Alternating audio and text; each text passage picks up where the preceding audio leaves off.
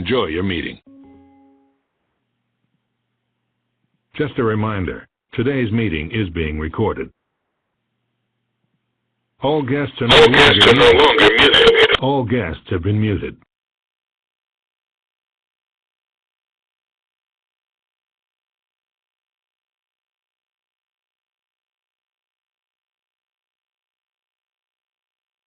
Hey everybody, this is David Blake with Tuesday Tech Talk, and what we're going to do today is quickly review what happened in the last few days, try to figure out where the market's going from here, and then we're going to look at the different indexes and determine some support and resistance areas.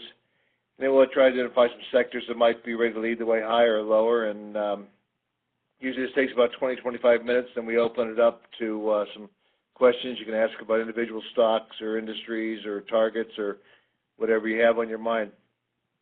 Okay, today we're going to look at the broader market, kind of see where we've come off these February lows, and what we want to try to do going forward. Also, we had a lot of questions come in over the last 2 weeks because we never even got to the questions last week, so we'll spend a little bit more time looking at answering some questions that came in over the last few days. Okay, last week we had the Dow Jones and S&P 500 work their way a little bit higher for a second week. We were able to take out the February 1st highs, which is a positive. We did hit our initial targets for the Dow Jones and the S&P 500. That was about 16.5 for the Dow and 19.50 for the S&P 500. The Nasdaq came up short and still below the 50-day moving average. I think it was about 50 points below it. It's probably above that today. I'm looking right now where it's up about 95 points, up almost about 2%. So we've had a heck of a move today on some good economic data. Russell 2000 hit the target. They'd also hit the February high last week. Ran into resistance, bumped into the 200-day move or the 50-day moving average, but it also looks like it's right at the 50-day moving average today with today's surge. The underlying technical indicators we talked about last week also improved to bullish. They still point to higher prices going forward. We also had some nice accumulation and progress in the NYSE and NASD advanced decline lines. So we're seeing some good broad-based accumulation in this move. And also last week, the sectors that led overall the broader market were the materials, XLB, consumer discretionary stocks. We had, I know last week, we had, let's see, here we are. Okay, we had Home Depot, Walmart, Nike, stocks like that were kind of led the Dow Jones higher. And also the industrials were higher. Okay. Sorry about that, a little bit of thing. Okay, Monday we had kind of a rocky start to the week. Dow Jones and S&P 500 gave up their 50-day moving averages. Russell 2000 hit the 50-day and reversed course. But it was also interesting, the market veered away from a rise in crude oil prices yesterday, which is the first time for a while. So we had a little bit of a disconnect there.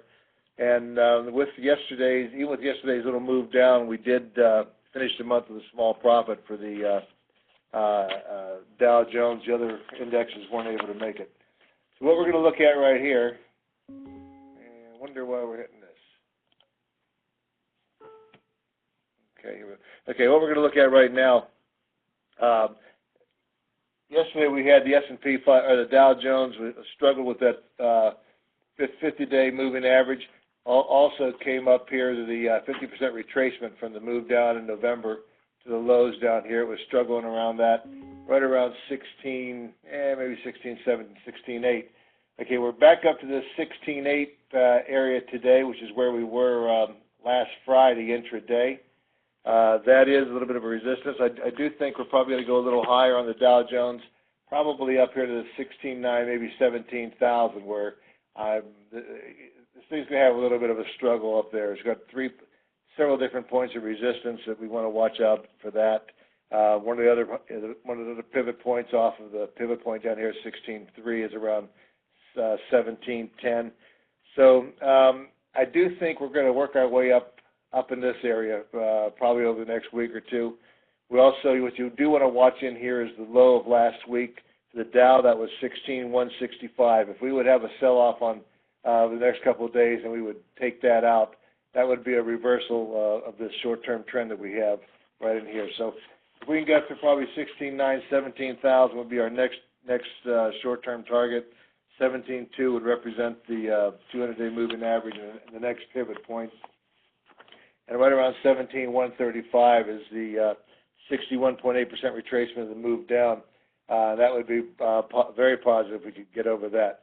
Now, another thing you want to watch if this thing does start to pick up more strength is if you notice this is called a W pattern right here at the bottom of the Dow Jones, and the S&P 500 has it also. And you can kind of measure a target if you take the high here of about 16,460. And if you measure down where the bottom of the W is, which is around 15,503, that's going to give you 960 points. And if you have a breakout in here, if you add 960 points to the top of the W here, that's going to also give you another price target of about 17,360, which is just above the 200-day moving average. So we've got some good momentum behind this market that it could take us above the next short-term targets. But as you'll see, I think the risk-reward is not quite there to start chasing this rally and taking on new positions at this stage. Okay, now one of the reasons why this is the Dow Jones Industrial going back to 2009. As you can see over here, going to the long-term trend line, we broke it back in August, came up, tried to trade above it, ran into resistance over here at the trend line, and now we've come back down to the 200-week moving average and bounced off of that. But until we can get up here to this, above the 50-week moving average, or 200-day moving average in the short term, you're still in a downward trend. Also, as you look at the different indicators, the MACD long-term, we're still bearish, not seeing a lot of bullish momentum on the 14-day RSI, and even the ADX DMI indicator is still showing that we're kind of in a negative trend with the Dow Jones. Okay, next we're going to look at the S&P 500, and also like the Dow Jones, it made it above the 50-day moving average on Monday. We kind of rolled back over, but today we are up about 37 points to 1969. So we're up here. We actually have taken out the 50% retracement level on the move down from the November high, so that's very bullish on that. The MACD on the short term is also bullish. Positive momentum on the RSI, and the ADX is also showing that we're still in just starting a pretty good trend in there. Now the target off of the W pattern for the S&P 500, if you would look at that, that's going to give you a price target of about, looking at my notes here, I think right around 2030, 2040, which also coincides with this descending trend line, resistance line over here. So I think we're probably going to get a rally in the S&P 500 up to here around 2000, maybe 2010. We're going to start to probably have some problems up there. That may be the point where we may want to lighten up on positions. And right up at that area, I think the risk reward, again, goes more towards there's more risk because there's too much resistance up here. And we're going to have to see what happens on the longer term. If you look at the charts going back to 2009 again, okay, we've got the trend line going up over the last couple of years. We broke below it here in the 1st of January, February. We're bouncing. As of today, we're back above it. So you want to make sure that holds. I think that line is somewhere right around 1950, 1955. And again, that is an area where if we can get back up there, that's good. But right around 2000, 2010, again, you're going to start running into some more resistance levels where you may want to lighten up and see whether or not we can punch through that area. Because again, this is showing that we're still in kind of a downward trend line, and until we can get up above this right around almost 2100, the risks at this point start to outweigh the rewards. You don't want to get greedy. Okay, we're going to look now at the Nasdaq. The Nasdaq didn't quite make it up to the February 1st highs, but it's there today. We're at 46.59 today, up 100 points. Our first short-term target on the Nasdaq was at 4,700.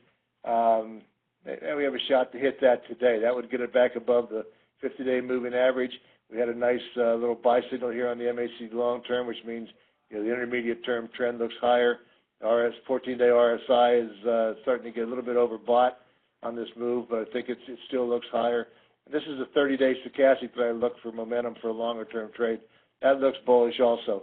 Longer term, if we can get through this 4,700 area, which is a 50% retracement going back in November, I believe we could probably get a run up here. This in between 4,850, 4,900. Again, that's where we want to watch to see whether we're going to be able to punch through this resistance area. You can also draw in a downward trend line going back here like this, but that's again where the battle is going to be won. At that point, if you're long in here and with today's action, you're wondering what to do. The theme of this is you don't always have to just chase the rally and think, well, I've missed it.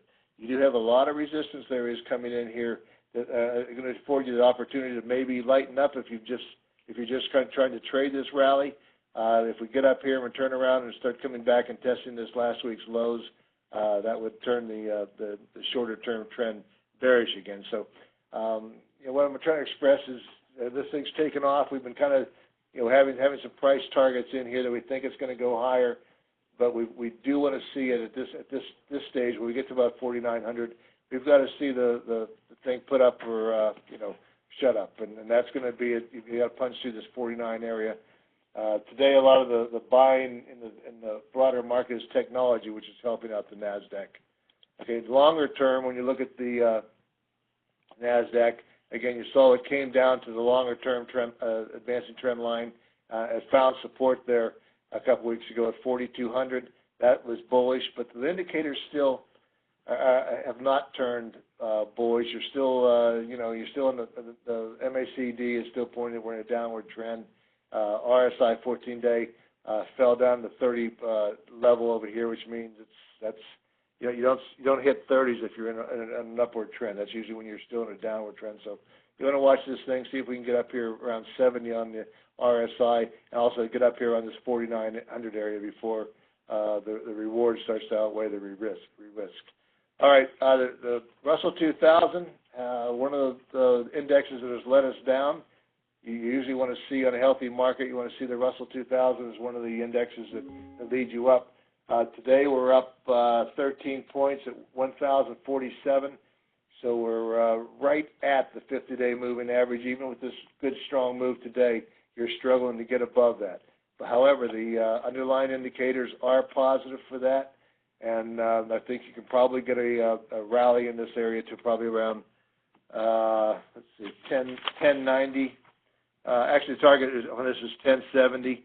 That's the 50% retracement of the move down, of the whole move down from here, and that right around, and that would also represent about the, if you can break through that, possibly you get a rise up to about 1110. That 1110 is the 50% retracement on the Russell 2000. Okay, long term on the Russell 2000, again, not quite such a good-looking chart. You've got the upward trend line going here. You broke through support. You also broke through the 200-week moving average, and you haven't even got back to that yet. The indicators, underlying indicators, are still negative. We want to see some improvement of that. You want to see this thing work its way back up to at least the long-term trend line, which is going to come in around 1110 on that area. So that's still telling you that once we get up here, the risk still outweighs the reward on this trade also. So you may want to think about lightening up positions until we can see these things punch through the major resistance. One last chart before we go on to some of the questions that we got over the last few weeks. This is the Dow Jones Transports. Again, we talk about this a lot because it was another index that led the broader market down. Over in here last summer, we thought if we could punch through this 8,400 area, that could have propelled the whole market above, back into bullish territory and stopped the sell-off. It was unable to do it. Came down here, broke the long-term trend line. Now we have rallied back to it up here around 7,500. Today we're back to the 7,500 area again, right where that trend line is. So it's struggling to get above that. We are above the 50-day, which is a positive. But the underlying indicators, although showing some improvement, don't support that we're ready to take our turn here and go bullish all the way. I would like to see, a run probably up here to at least 7,900 before you can start really thinking about are we going to punch through this area or not? Now, if you could break through this 7,400 area or break below 7,000, that's going to be a bad signal for the broader market. That's something you want to watch. We're still, if you look at the shorter term, here with the Dow Jones transports, we're in a really nice defined upward channel, which could hit about 76 onto the upside. The downside would be around 7,000. Break above the 76 is bullish to it, so we can get a run up to about 78, 79 to start to really show some positive momentum. A break below the 7,000 on the transports means you're breaking this upward channel, and that would be a negative again for the broader market. So after looking at the charts with today's action, your upside, you're getting close to starting to move into these secondary targets that we put for the broader market. And I think that if you're not in, you probably just want to kind of sit back and see what's going to happen. If you're in some of these beaten up oil stocks or whatever, you may get a nice little trade up here. You probably have a nice little profit at this point. We want to watch to see if we can break through this to the upside, and when we get near the towards the 200-day moving average, you may want to lighten up or maybe do a little hedging just to lock in those profits. Because if we get up here and roll over, we still have some downward thing, and a lot of people are still calling that this could still turn out to be a bear market counter trend in the bear market rally, which I'm still inclined to think it's that. Okay. Again, just don't rush in here and chase this thing, because we're getting near the next targets. At that point, if we're going to stall, that is where you're going to stall, and the upside from here is minimal. You're probably looking at 200 points or so in the Dow. Not worth the risk of turning around here and taking out the lows. Okay, some of the questions we had over the last few weeks, and I'll try to hurry through here. One of them, the first one, we had people asking about gold. This is a chart of GLD, which is the ETF for gold. As you can see, going back here to about 2013 and also back to about 2011, we've been in a steady downtrend. However, over here we were able to draw in a pretty nice descending trend line, which was broken over the last couple of weeks. We had a heck of a little rally up off this low here. Whether it was shorts covering or whatever, that's always a possibility. But we got over the 50-day moving average. We're above this trend line. You want to see this thing hold in here. With the dollar in a trading range, which we'll look at in a minute, upside potential, I think, if you're trading gold, especially the GLD, would get you probably up here to the 1,300 area. That's only about a 38.2% retracement. This whole move down from 2011. But I think you have enough momentum. The indicators are overbought in here, so a little bit of consolidation here would be nice. And then I think you can get a break above here, especially if you start to see the U.S. dollar weaken again. Longer term, one thing I also want to bring up: when you have a break of these long-term trend lines, this isn't something that usually happens and stops after about 2 or 3 days. These longer-term trend lines that break to the upside or downside usually take a couple of months to work out. So, if we can get a trade up to 1,300, if you're a short-term trader of gold, you might want to consider coming out there. If we can break through that area, then you probably get a trade up to about 1,450. If we get that trade to 1,450, you're probably looking at the broader market is selling off during that run. Okay, we don't need to. I'm not going to look at oil mainly because I think oil finally is kind of stabilized in here. We're looking for the trade between $31 and $34. Break below $30, it's going to be trouble for the whole market. So you may want at that point, maybe taking some trying to think about hedging or getting out again. Above $35, I'm not sure what that would do to the market. I don't know if that would trigger a run to new highs or not. This cheap oil is still helping a lot of sectors out. Not good for the energy or materials, but some of the restaurants, consumer, discretionary sectors, some of that. It's good for those. So if we have a break above 35, I think what you want to do at that point is let the market tell you what's going to happen. And that would be if we start to rally hard off of a break above 35, then that might be a whistle that the economy is stronger, and we may have make a run to new highs. But until that gets in there, you want to again look at the risk rewards. Okay, someone asked me about copper, and in particular Southern Copper. The symbol on Southern Copper is SCCO. This is the one-year chart. You saw it. It's been working its way lower. Right over here, when we started seeing the bounce in gold and also a lot of the other commodities, when the dollar sold off, and you'll see that in a minute. We had a nice spike up here.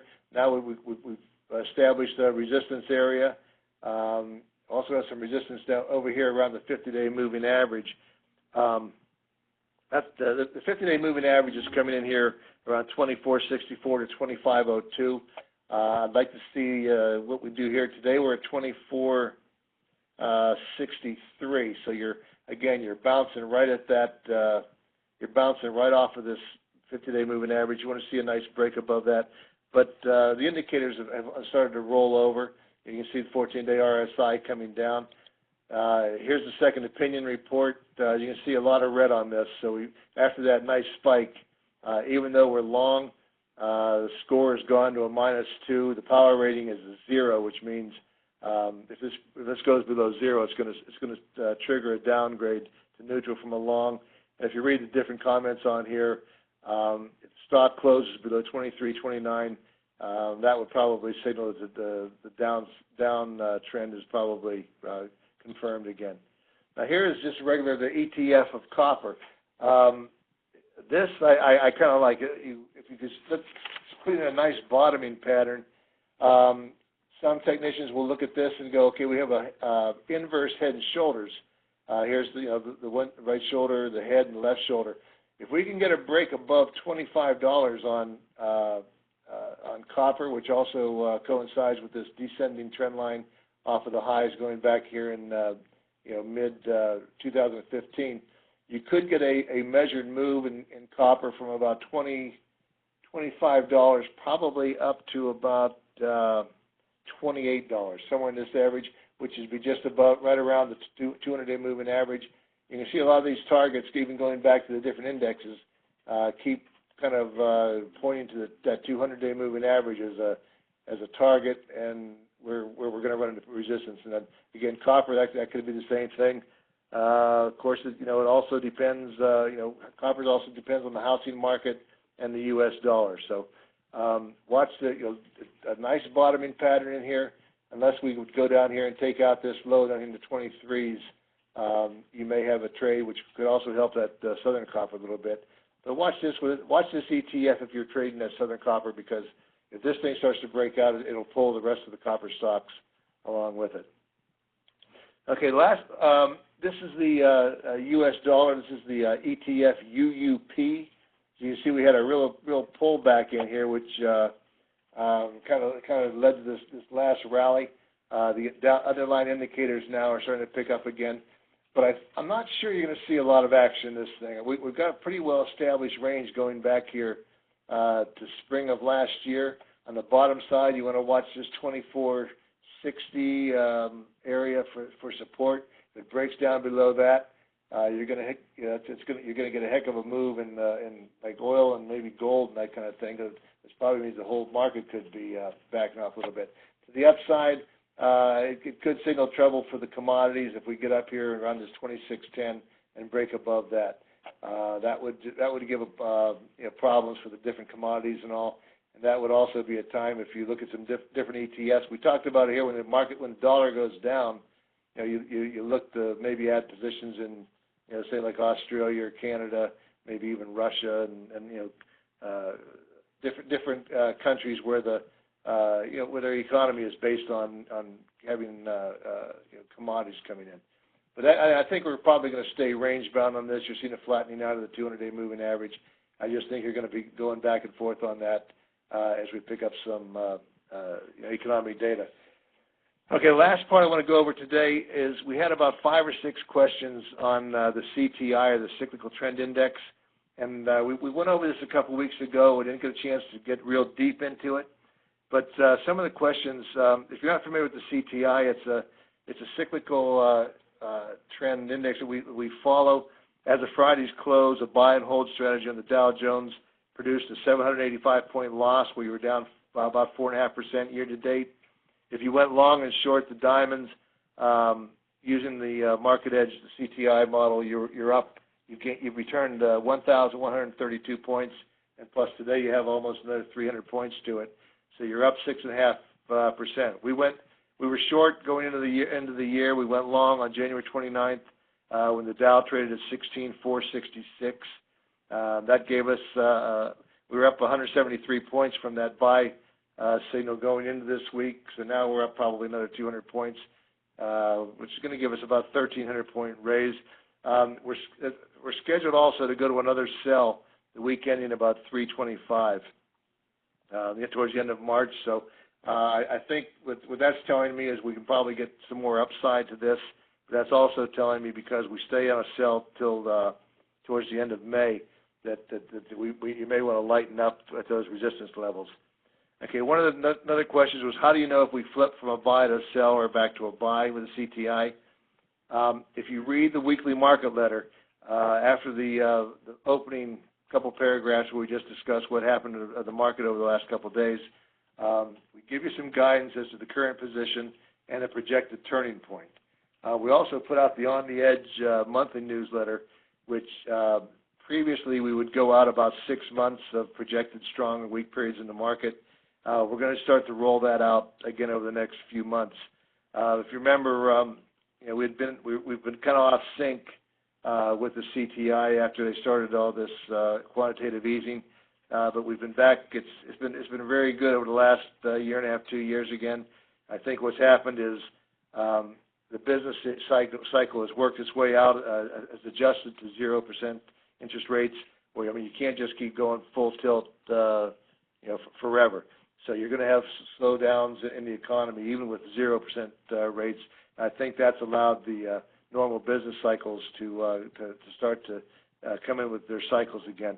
But going back to about 1974, the CTI had outperformed the Dow Jones about 2-to-1. Makes about 3 calls a year, 3 or 4 calls a year, and it's been very good at keeping you out of the market when it takes the big hits. And hopefully that's what we can try to do this year if we start heading lower. But once we go to a sell, we'll stay a sell until about May 20th, as long as we're not making new lows, and the cycles can get extended if you keep making new lows, especially on the sell side. Okay, one more question that we had was, in the model, do all the cycles reset or start over at the same time? And that's no. The CTI is made up of 5 different cycles that are prevalent in the business cycle. They're harmonious, and we look at amplitude on the cycles. The harmonious means that they're going to bottom and hit peaks at different times. By doing that, we have like a 4, 8, 16, 37, up to as far as 216 weeks would be the longest one. And the longest cycle looks to begin a new bullish phase sometimes towards the end of 2016. So that also tells us that we may have a little bit more to the downside this year. But the amplitude on the cycles it measures kind of the strength of the cycle up or down, and that's where we look to measure the highs or lows to try to get targets using the CTI. Okay, the last one question for the CTI was, how can I use the CTI for my investment strategy? Okay, we can use that actually several different ways, depending on how aggressive you want to be as an investor. One method is to kind of hedge your investments when you go to a sell. Another way you might want to do it is just, if you don't want to buy some puts on the market, maybe if you trade on margin, that would suggest probably you lighten up on your margin or come off of it when we go to a sell. Another way, when we go to a buy, you can start to buy stocks on margin. And then lastly, a way that we've traded it in the past is you can look at some of the leveraged long and short ETFs. If we go to a sell here in a couple of weeks, perhaps you may be looking at a double Dow or SPY or something like that, and you can go in and stay short, for the duration of the call, and then begin to cover it at that point. So that would allow you to take advantage and make money to the upside or the downside. How you use it kind of depends on what kind of investing style you have and how aggressive that you want to be. when you start something new like that, I'd suggest, starting out with a small position, just see how it works for you and see what you want to do. Okay, that's all I have for today. I hope you got something out of it. Looks like we got about 7 questions. So if you don't mind, I'll try to run over these things and see what we can look up. Going back to the top one, on the connect option at the bottom of the screen, there should be an option for calling information. Open that up. Call number in the extension, press 1 in the room. Okay, that's something else. Thanks. Okay, address the market sectors this week also, especially telecom, consumer staples, and consumer discretion. Right now, today's action you're getting is being led by the beat up banks. They're up almost 3%. Also, the consumer discretionary is up over 2%. Materials are up 2%. And also, the technology sector is almost up 2.5%. So this thing's wide-based. I think at this stage of this rally, just about everything's going to be moving up because everything's so beaten down. I even like the industrials to the fact I didn't like them for a while, but as long as the dollar doesn't get up around this 26 area, I think you can still play some of that just because, I just think if we're going to make a run on this go up towards the 200-day moving average. The momentum indicators are still pretty strong on here. What turns it around is, again, maybe oil falls below 30, maybe China goes down 10% overnight or something like that. But I think you can, ride what you're holding right now for a ways. And once we get closer over the next couple of weeks to the resistance levels, we can talk about whether we think we got enough momentum to punch through or back off. Can you explain why you like the MACD indicator over others? It's not a matter of the MACD indicator is pretty good, the short term and the long term. Basically identifies short term or intermediate term trends. As you can see here like this on this bullish, the dollar bullish, we just got another buy over here. It looks like we could probably move, but it's basically kind of going flat while you're in this trading range here. You'll see the MACD, even though it goes long and short, it's going to stay basically flat. When you start seeing this thing veer off and start heading up over, up to 0.5 and 1, then you know that you're in a stronger trend. This just tells you why you're in this trade. You're probably going to go up a little bit or down. And but also, I don't look at one indicator by itself. You never want to do that, or you get yourself in trouble. What you wanted to hope to do is get a handful of indicators, and you want them all go in the same direction, or they've all bottomed. And even more than that, you want to start looking at the indicators to start showing positive and negative divergence, because they're going to tell you ahead of time that we need to look at something. All right, can you take a look at the chart for HUBG? That looks like this is about the last question. So let me run over here and try to get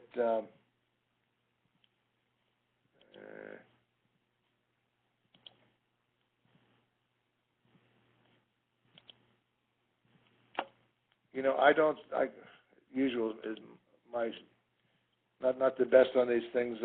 I can't get to our charts on this for some reason. I'm not sure how we usually do it. Let's see, setting profile.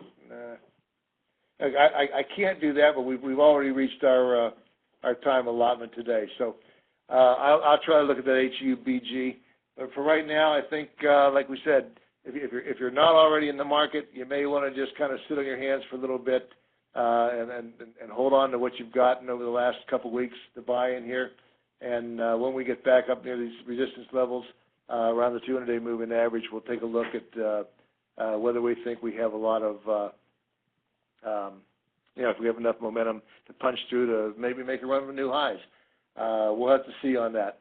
As Tyler Thomas says here, you can email us questions at thedoc@marketedge.com during the week, and we'll try to get to your questions next week, or I'll answer them during the week if it's something over the short term that you want me to look at. Thank you for joining us today. I hope you got something out of it, and we will see you next Tuesday. Bye-bye.